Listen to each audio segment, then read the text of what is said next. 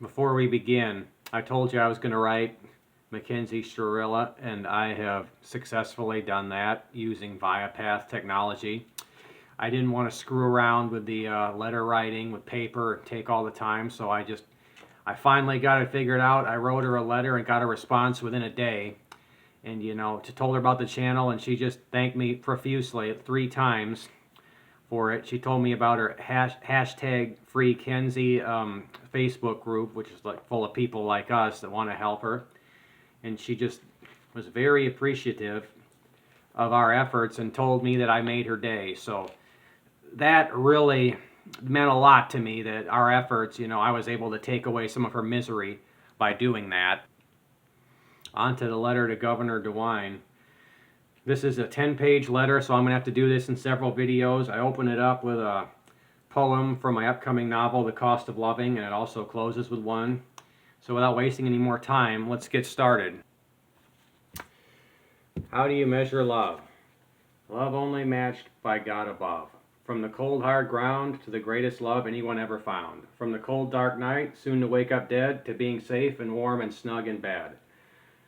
The greatest man I know lifted and restored me as before. Now I live to say thanks and forever will adore. From the bottom of my heart to the tallest mountain in the sky, to the deepest trench in the sea where sunken treasures lie. From birth till death, from redemption, resurrection, glory so divine, great earthly protector, rest assured the love of my life will always be thine. Greetings, Governor Mike DeWine. My name is Joseph Adams. I'm a 32-year-old aspiring author, poet, social media influencer, and I write to you urgently begging for help, not for myself, but for someone who's lost in the darkness without a voice.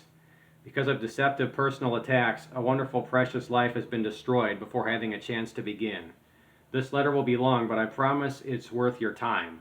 A young girl was convicted of murder without a jury, evidence, or a fair trial when the court of public opinion turned on her. Weak and powerless, with hope in scarcity, she needs the help of a man strong and compassionate like you, someone who's displayed a noble desire to give the wrongly convicted a second chance. Mackenzie Shirilla was handed 15 years to life in federal prison after surviving a terrible car accident caused by marijuana, hallucinogenics, and stupid teenage decisions. Judge Nancy Margaret Russo has embarrassed the state of Ohio possibly beyond repair. She soiled the memories of Dominic Russo and Davion Flanagan with emotionally biased verdict branding Mackenzie a double murderer. Let me explain.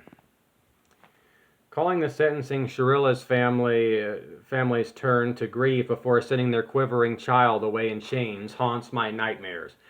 When I can actually sleep. Basically dancing on the open grave of a kid being brutally publicly executed. What do we hope to accomplish by destroying a young troubled life with so much potential in its infancy? A life that hasn't even begun yet and now is already over because of a lie. This travesty keeps me in constant fear she'll kill herself, or even worse, she won't, and suffers till carted out like a dead animal from a slaughterhouse. Despite concurrent sentences, Judge Russo believes teen girl will spend rest of life in prison. Think about what that means. Because of juryless verdict, a drug-addicted, mentally ill little girl who almost died has now been effectively kidnapped, sold into human trafficking, and murdered.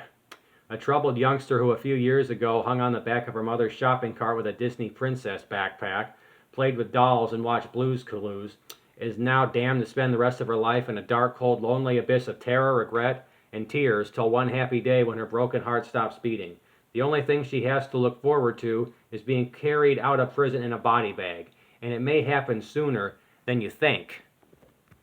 I gotta hurry because I'm working with inferior equipment here, and it'll cut me off in a couple minutes.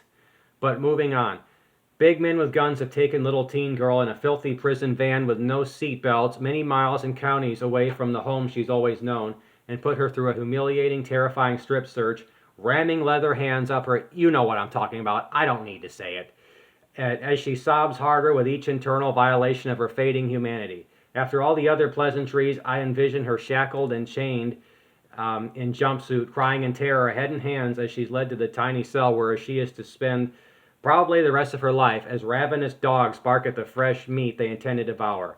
Paints a lovely picture, doesn't it, Governor? A mentally ill, drug-addicted girl who's barely survived a near-fatal accident, one whose heart was already in pieces from losing 2 loved ones before being arrested, falsely charged, and relentlessly demonized with pretend evidence, meeting her end. A youth who more than anything needs a little grace, compassion to be at home with her mother and get treatment, not rot in a tiny cell for life surrounded by real murderers. A wonderful, beautiful, admittedly flawed life was scapegoated by the fake news media, and everyone bought in. Everyone but me. The next video, we're going to get into evidence. We're going to go through it step by step and prove to you and to the governor that she didn't do this. And there's going to be a few videos, so stay tuned. I have inferior equipment. Just bear with me here.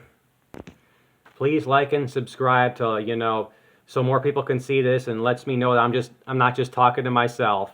Appreciate everything you do. PND BOSS out.